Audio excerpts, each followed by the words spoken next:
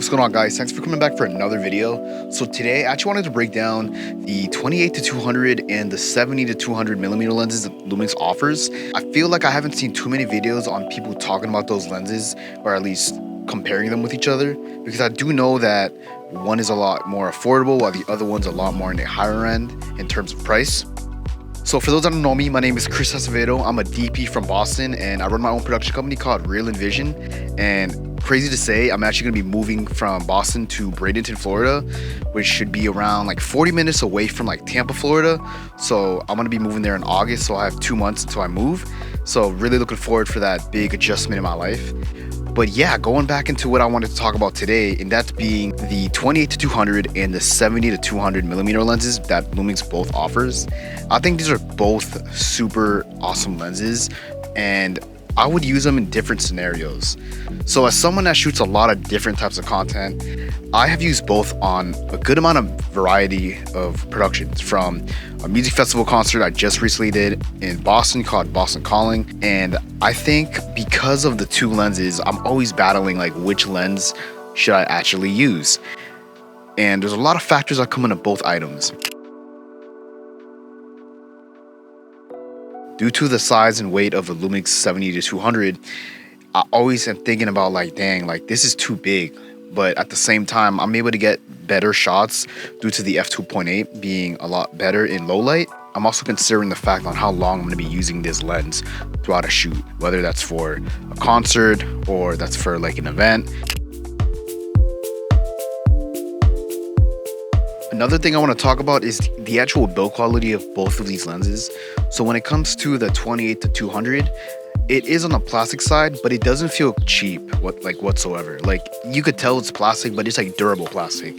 Where in comparison with the 70-200, there is some plastic elements along with some metal construction that makes a big difference with the weight of it. But I think overall, like the 28-200 is probably what I would pick on most occasions, because I don't really use the 70-200 too often. I really only use it for specific events or concerts, or even portraits for like photography, things of that nature.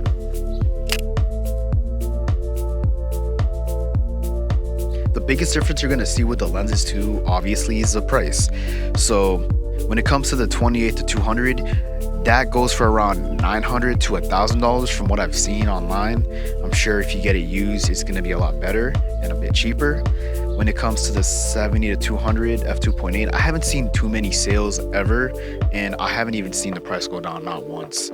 But from what I know, I would probably go for a used lens if you do see it out there. But at full retail price, I believe it's $2,600. And obviously in comparison with the $900 to $1,000, you're really only getting a 2-stop difference. So the other thing I completely forgot to mention is a major factor when it comes to purchasing both lenses, and I think it really depends on the creator as well. So when it comes to the 28-200, you get a filter size sort of 62, and I think that plays a major role in me choosing that lens over the 70-200 in most cases. And that's solely because I'm able to use filters that I already have for the prime lenses that go to the 18, 24, 35, 50, 85, and 100mm lenses, and using those same filter sizes onto the 28-200, because it's just one single filter size. That just makes it a lot easier to swap filter sizes between the lenses. But when it comes to the 70-200, it's a bit bigger at 82, and that's also not a bad filter size thread either, and that's because it's a bit bigger at 82mm. And I think the only actual filter size thread I have for that lens alone is a 24-70 from Sigma, and it's a common lens, but because they're bigger sizes, I'm just able to adapt more with the prime lenses that I already have. But then again, it really just depends on the type of lenses and equipment that you have. So it's really up to you. These lenses have two different purposes.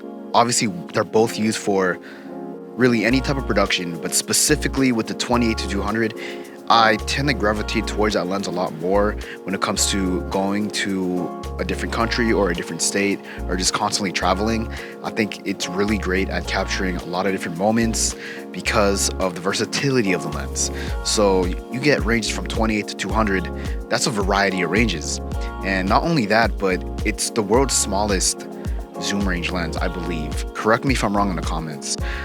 But sometimes, like when I'm out on a shoot, sometimes not only do I want to look more professional having a bigger lens, like you just tend to look more professional, but I do like the images of both lenses.